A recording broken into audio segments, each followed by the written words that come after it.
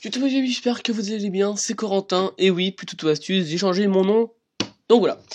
Donc on commence par ça. Donc les on va parler du coup de la WWDC qui s'est produite hier à 19h heure française. Donc voilà, donc où Apple a présenté du coup tous ces nouveaux OS et le Mac Pro qui est arrivé, qui était pas trop attendu parce que c'est rare qu'ils présentent des qui présentent du hardware pour cette conférence, donc voilà. Donc du coup les amis, là on va parler du coup d'iOS 13 principalement, donc j'ai la bêta, donc pour l'avoir, en gros, je vous expliquerai ça à la fin de la vidéo, donc voilà. Donc iOS 13 du coup est arrivé hier avec une nouvelle fonction, notamment le fond noir, donc là vous pouvez voir que maintenant il y a un thème sombre qu'on peut activer en fait, donc le control center, hop, et en fait avec là vous avez aspect sombre, voilà, et donc vous avez aspect léger ou aspect sombre. Donc ça c'est là, voilà, pas mal aussi. Donc après on a aussi l'application photo qui a été remaniée, donc du coup on a des nouveaux trucs, vous voyez qu'on a un aperçu des vidéos par jour, par mois, par année, voilà. C'est quand même sympa.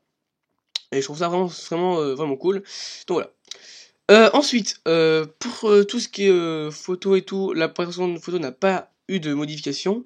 Ne serait-ce que par contre, pour les vidéos, par exemple, pour les vidéos qui ont été refaites, par exemple tout à l'heure je faisais une petite vidéo sympa pour faire un test, on veut modifier ici et on veut tout simplement essayer de la recadrer. Maintenant on peut recadrer des vidéos, avant on pouvait pas le faire, maintenant on peut, donc vous pouvez recadrer votre vidéo, voilà, voilà, et vous avez recadré votre vidéo et vous êtes content.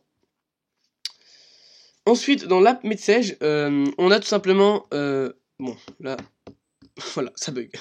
Donc là, il y a quand même pas mal de bugs, hein, mais bon, c'est pas très grave. Donc là, maintenant, tous les iPhones ont accès à Memoji. Donc vous pouvez créer votre propre Memoji, vous appuyez ici, vous créez votre nouveau. Voilà, et après, en fait, avec ça, vous avez un peu comme les Bitmoji sur Snapchat, c'est un peu la même chose. Donc voilà, c'est un peu la même chose, ça ressemble vraiment pas mal à Snapchat, mais c'est cool de l'avoir sur iMessage. Et du coup, vous pouvez avoir comme photo de profil aussi, du coup, et vous pouvez... Donc voilà, c'est super sympa. Ensuite, l'application rappel, donc a été complètement refaite du coup. Vous pouvez voir, donc là c'est en anglais, donc voilà, mais vous avez des nouveaux rappels et c'est vraiment tout refait. Voilà. Ensuite, dans les réglages, il y a eu des modifications, notamment accessibilité qui est vraiment disponible dans les réglages, mais non plus en général. Donc vous avez avec en plus tout ce qui a été refait, c'est vraiment cool, je trouve. Siri apparemment a été modifié, j'ai pas eu trop de différence, mais après c'est en bêta, donc c'est normal, faut attendre que ça, voilà. Voilà, y a pas trop d'autres choses, je crois. Si, on peut brancher maintenant deux paires d'AirPods. Donc du coup, si vous regardez un film sur votre télé, vous avez une Apple TV ou vous écoutez la musique, vous verrez une vidéo YouTube à deux sur un iPad ou un iPhone, vous pouvez du coup brancher deux paires d'écouteurs, donc deux paires d'AirPods, et après modifier tout ça depuis votre téléphone. Voilà. Je crois que c'est à peu près tout. Bon après j'ai résumé vraiment en gros ce qu'il y a eu, hein. Après il y a eu pas mal aussi de choses. Ensuite on va récupérer sur WatchOS, on peut maintenant avoir l'App Store avec des applications indépendantes de l'iPhone. On a du coup la calculatrice qui est disponible. Euh, on a aussi voilà, une application qui permet d'entendre les bruits environnement pour vous dire s'il y a beaucoup de bruit ou pas et si vous se protégez les oreilles.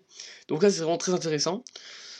Et ensuite, sur macOS, maintenant iTunes a été complètement enlevé. Maintenant, c'est en trois choses. Tout ce qui est synchronisation et tout, c'est sur le Finder. Tout ce qui est musique, c'est sur une application musique. Tout ce qui est film, sur Apple TV. Et tout ce qui est tout ce qui est podcast, c'est sur podcast. Donc maintenant, il y a trois applications en plus sur le Mac. Voilà. Ensuite, ah oui, localisé sur les iPhones ont été refaites. Maintenant, vous avez du coup ça. Et du coup, là, ici, les appareils. Et du coup, là, c'est vos amis. Donc localiser mes amis a été fait en une seule application. Donc, pour avoir iOS 13 en bêta, tout simplement, ce qu'il faut faire, c'est que moi, la méthode la plus simple, c'est quand même pénible à faire, mais c'est pas très compliqué. Vous allez créer une deuxième partition sur votre Mac et installer. Euh,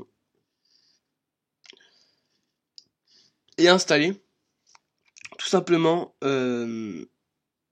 macOS Catalina. Je vous mettrai un lien dans la description pour télécharger justement macOS Catalina.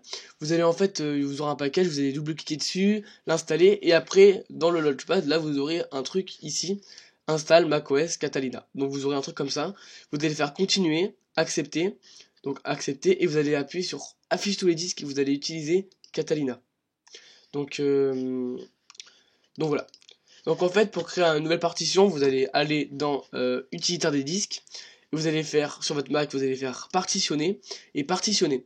Et là du coup vous allez choisir du coup la part, vous allez appuyer sur plus et après accéder, hop, partitionner le sans titre là, le renommer et faire appliquer. Voilà. Donc ça c'est pour avoir, voilà. Et ensuite vous allez aller dans la description, utilisez votre iPhone compatible, parce que du coup pour WatchOS les appareils compatibles c'est la série 1, 2, 3, 4. Et pour iOS, c'est à partir du 6S, donc 6S, 6S Plus, SE, iPhone 7, iPhone 7 Plus, 8, 8 Plus, 10, etc., etc. Le 5S, 6 et 6 Plus sont plus là. Ok, donc voilà. Et ensuite, vous allez du coup sélectionner votre truc pour avoir du coup après le truc ici là. Vous allez avoir ça. Et après, vous allez lancer Finder. Voilà, du coup, j'ai pas, mais vous allez brancher votre téléphone au Mac. Et du coup, dans Finder, vous aurez iPhone de moi sur Catalina. Et après, du coup, ça va vous rediriger du coup là-dessus.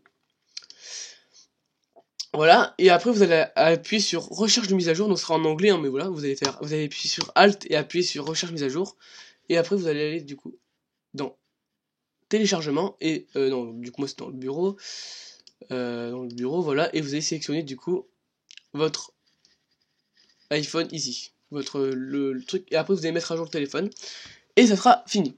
Et après vous aurez iOS 13. Après on peut faire avec Xcode Beta, moi ça n'a pas marché, donc c'est pour ça que je vous recommande cette technique. Mais du coup comme ça vous pourrez accéder à Catalina et votre Mac normal. Comme ça vous pouvez tester la bêta de macOS.